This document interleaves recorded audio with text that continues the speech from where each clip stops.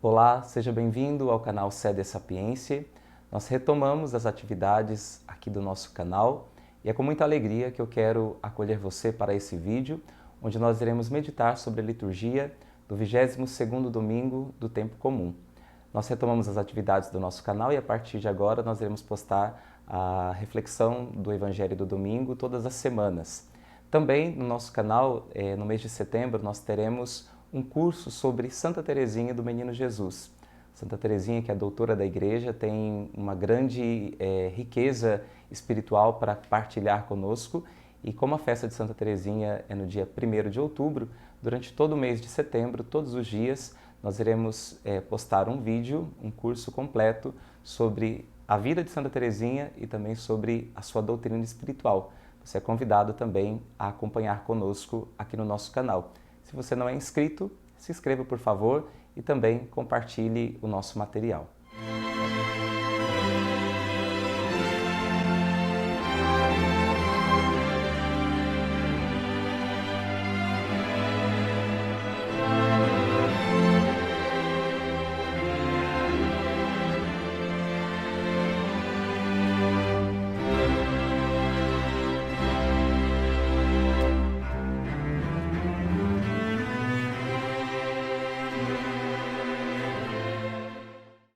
Nós iremos agora então meditar o Evangelho do 22º domingo do Tempo Comum, que é o Evangelho de São Mateus, capítulos 16, versículos de 21 a 27.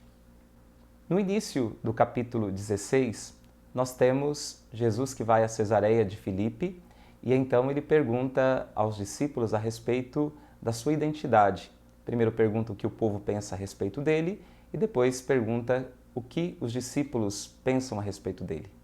Então, nós temos ali a proclamação de fé de Pedro, que reconhece Jesus como o Messias, o Cristo, o Filho do Deus vivo, e Jesus, que também proclama o primado de Pedro e confia a ele a missão sobre a sua igreja. Logo em seguida, Jesus começa a falar, e é o trecho do Evangelho deste domingo, Jesus começa a falar sobre a sua paixão, sobre os seus sofrimentos, sobre aquilo que ele deverá passar em Jerusalém e a sua morte na cruz e a sua ressurreição ao 3º dia. Pedro não entende que o Messias deve passar por tudo isso, então toma a palavra e diz: Deus não permita tal coisa, longe disso te acontecer.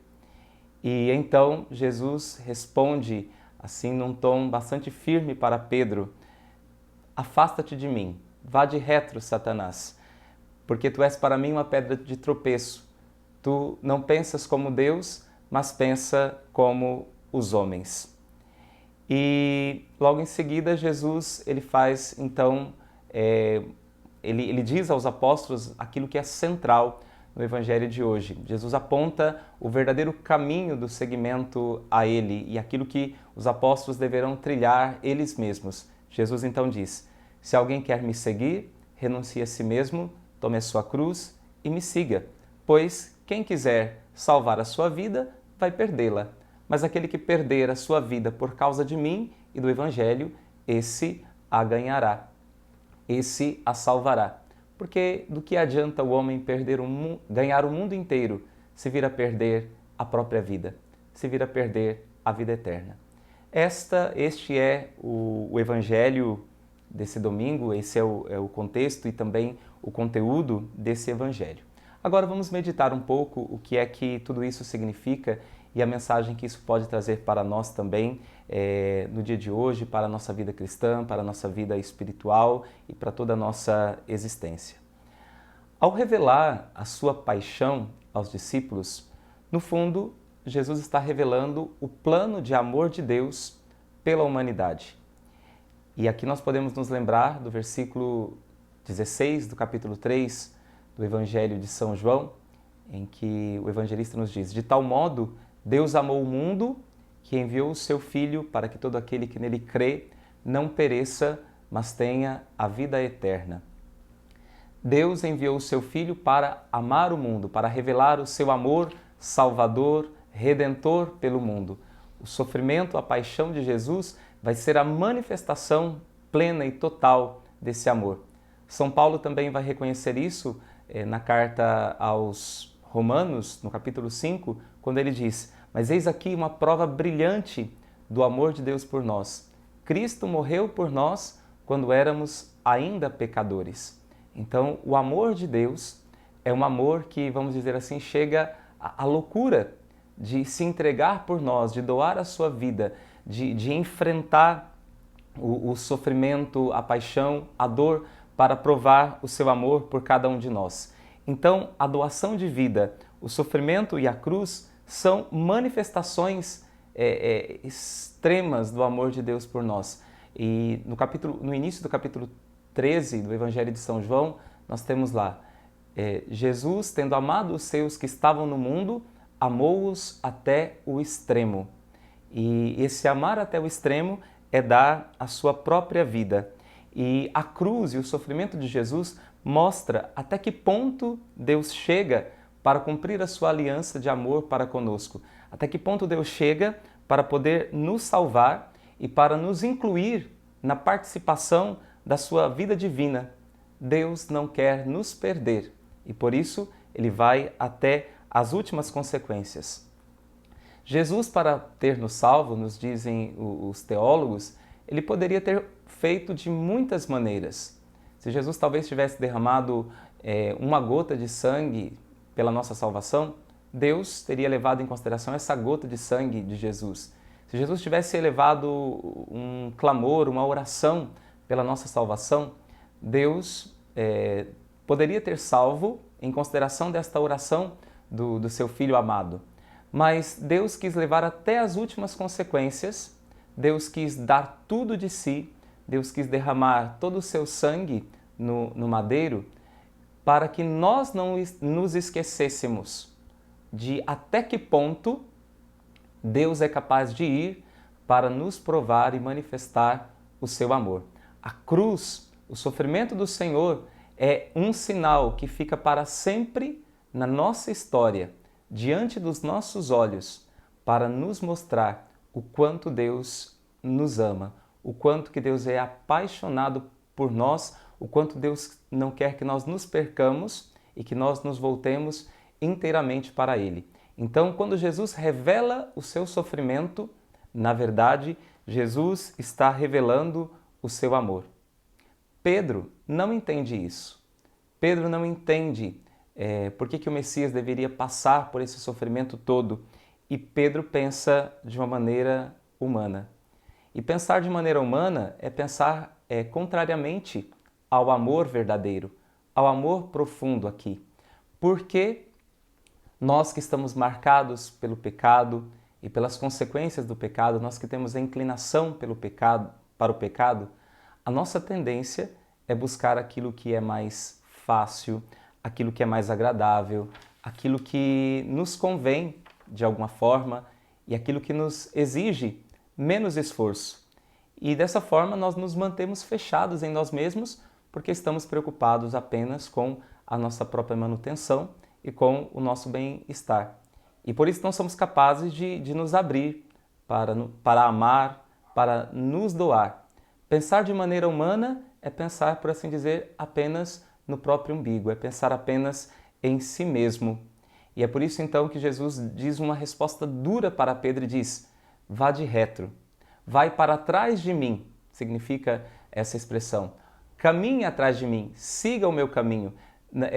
Jesus está pedindo para Pedro não impor os pensamentos humanos de fechamento em si mesmo, mas de Pedro caminhar atrás de Jesus e de segui-lo e imitá-lo e fazer aquilo que ele mesmo fará e fazer o mesmo, que é entregar a sua própria vida. Então é por isso que logo em seguida que Jesus fala para Pedro, vá de retro, e repreende a Pedro, Jesus então diz: se alguém quer me seguir, renuncie a si mesmo, tome a sua cruz cada dia e me siga. Essa palavra de Jesus de renunciar a nós mesmos, esse pedido de renunciar a nós mesmos, talvez não seja o mais fácil, não é o que nós quereríamos escutar. Mas para nós, como eu disse, que estamos marcados pelo pecado, o amor exige renúncia de nós mesmos. porque a nossa tendência é que nós nos busquemos a nós. E o Senhor nos ensina a sair de nós, a amar os outros, a doar a nossa vida. Jesus não veio para ser servido, mas para servir e dar a sua vida em resgate de muitos. E essa também é a nossa missão, esse também é o nosso chamado, doar a nossa vida, sairmos de nós mesmos, não ficar pensando somente em nós. Então, por causa do pecado e da nossa inclinação para o pecado, o amor se torna para nós, tantas e tantas vezes, algo exigente, pesado, se torna para nós como que um fardo. Por isso, a renúncia é uma condição para amar. Nós, homens pecadores, precisamos nos renunciar para amar verdadeiramente. Então, na verdade, a renúncia a nós é uma maneira de nós recuperarmos a nós mesmos. Recuperar a imagem e semelhança de Deus que está em nós, o ser criado para amar que Deus projetou para que nós fôssemos.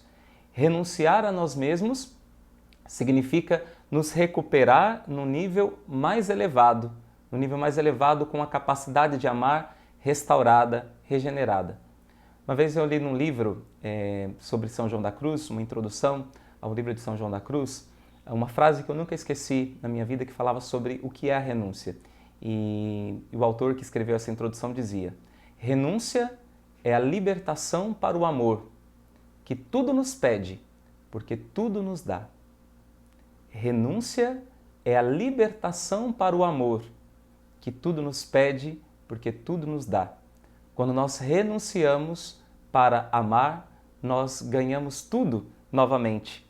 E para nós essa realidade é uma realidade que nos custa e que exige de nós, porque normalmente nós estamos preocupados com as nossas vantagens. Existe um versículo na carta aos Filipenses, no capítulo 2, em que, para mim, é um dos grandes desafios da vida prática cristã, em que São Paulo ele nos diz para considerarmos os outros mais importantes do que a nós mesmos. O versículo completo é: que a humildade vos ensine a considerar os outros mais importantes que a vós mesmos. Aqui, essa realidade é difícil, porque nós queremos vantagens para nós. Normalmente, as brigas que acontecem nas nossas casas, nos nossos ambientes de trabalho, nos nossos relacionamentos, é porque normalmente as pessoas brigam por vantagens para si. Ninguém briga normalmente para servir mais.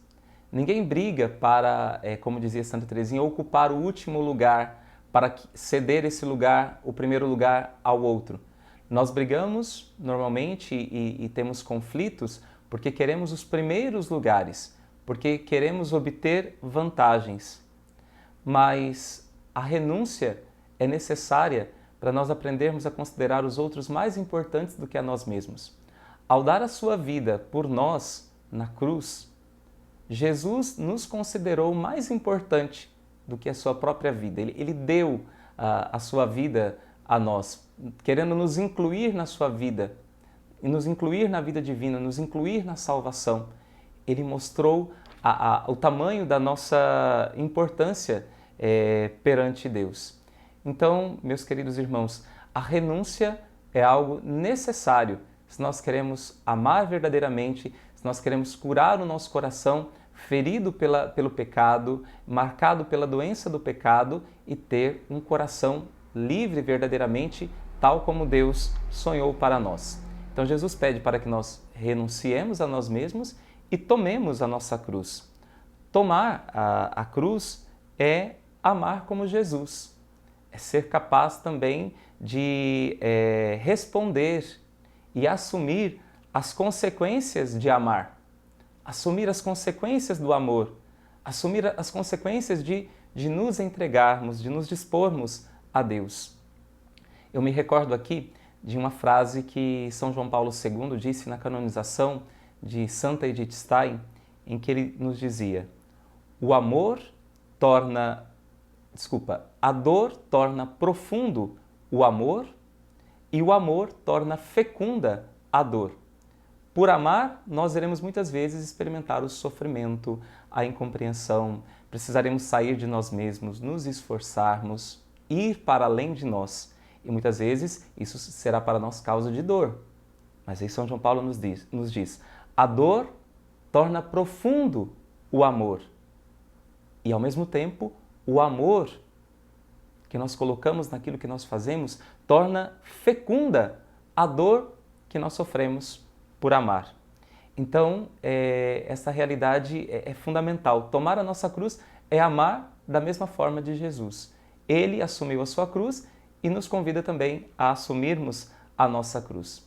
Jesus também no Evangelho de hoje ele fala que nós devemos perder a nossa vida. E perder por Cristo, perder por amor a Cristo é sempre ganhar. É reconquistar a si mesmo, como eu dizia, em um nível mais profundo, mais elevado, uma capacidade de amar. Perder a si mesmo é recuperar a capacidade de se doar como nosso Senhor Jesus Cristo. E aqui quando nós ouvimos Jesus nos falando que nós devemos perder a nossa vida, nós nos lembramos de São Paulo, quando ele também diz na carta aos Filipenses, depois de falar dos seus méritos, das vantagens que ele teve na vida, ele diz, olha, isso que para mim eram vantagens, eu considero como perda diante do conhecimento desse bem supremo, que é Cristo meu Senhor. Por ele eu considero tudo como lixo, como esterco. Tudo que para mim era vantagens eu considerei como perda. Então o nosso bem supremo é Cristo. O nosso bem supremo é o amor de Cristo. E ao adquirirmos esse bem supremo, por assim dizer, nós também devemos adquirir a capacidade de seguir a Ele, de imitar a Ele, de tomar a nossa cruz como Ele nos pede, para amar verdadeiramente. E o amor, ele tem a capacidade de nos eternizar. Por isso, o Jesus também no Evangelho de hoje diz, olha, que adianta o homem ganhar o mundo inteiro se vir a perder a própria vida?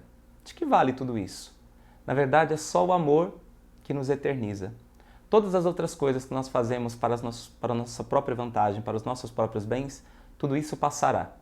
Mas tudo aquilo que nós fizermos por amor nos eternizará.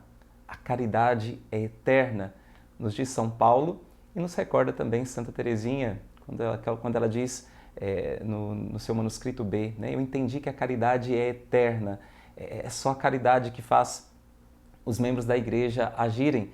Por isso Santa Teresinha vai dizer, a minha vocação é o amor, a minha vocação é amar, a minha vocação é dar a minha vida, é gastar a minha vida. No coração da igreja serei o amor, assim serei tudo.